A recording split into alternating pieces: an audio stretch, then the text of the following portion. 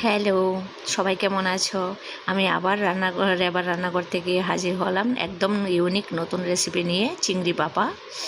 দেখো আমি এখানে কী মশলাগুলি নিয়েছি: লাল শস্য, সাদা শস্য, আর একটু পোস্ত, কাঁচা লঙ্কা দিয়েছি। এটা জাল আপনারা যার যার আন্দাজ মতো দেবেন, যে যতটুকু জাল খান।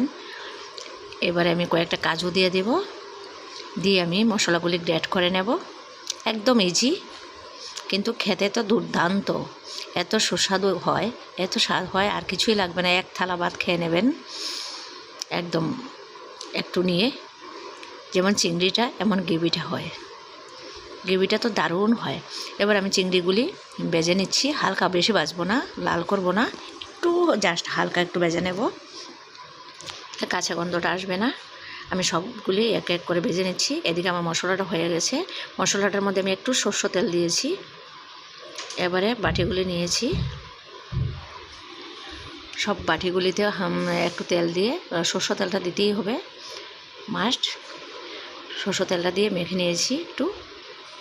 এবার আমি মশলাগুলি সবগুলি ঢেলে দিয়েছি এটাতে। আমি দুটো বাটিতে করব, একটাতে জায়গা হবে না। আর আমার ঘরের গেস্ট আছে একজন, ওদেরকে দিয়ে দেব। মানে আমার বাড়িতে আসেনি, অন্য বাড়িতে এসছে, তো ওদেরকে একটা বাটি দিয়ে দেব, আর একটা আমরা খাবো সবাই মিলে।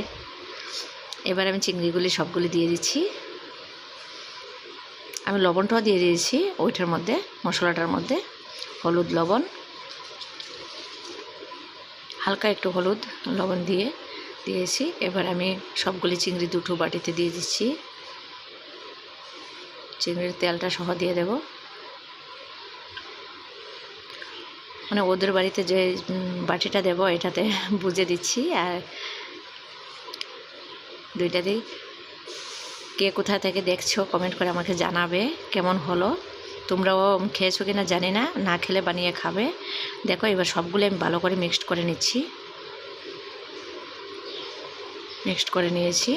এবার এটার উপরে কাঁচা লঙ্কা, যে যদি জাল কারোর লাগে, প্রয়োজন পড়ে, তাহলে খাবে কাঁচা লঙ্কাগুলি। এবার কাঁচা লঙ্কা কয়েকটা দিয়ে দিলাম। এবারে উপরে তোমরা সব কিছু আমি এক এক করে দিচ্ছি, দেখে নাও। এবার কাজুও দিয়েছি, কাজু কিশমিশ ছড়িয়ে দিয়েছি, দেখতেও সুন্দর লাগে, অপূর্ব লাগে। আর হালকা সরষে তেল উপর দিয়ে দিলাম। একদম ইজি না?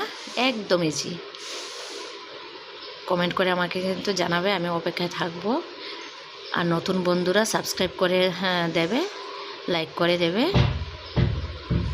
দেখো আমি এটা একটা বাসনের মধ্যে গরম জল বসিয়ে নিয়েছি, নিয়ে একটা স্ট্যান্ড দিয়ে এটার উপরে বাটিটা বসিয়ে দিলাম। আমি শর্টকাট দেখাচ্ছি। এই দেখো হয়ে গেছে একদম চিংড়ি পাপা। মানে এক থালা ভাত খেয়ে নেবে, আর কিছুই লাগবে না। Thank you.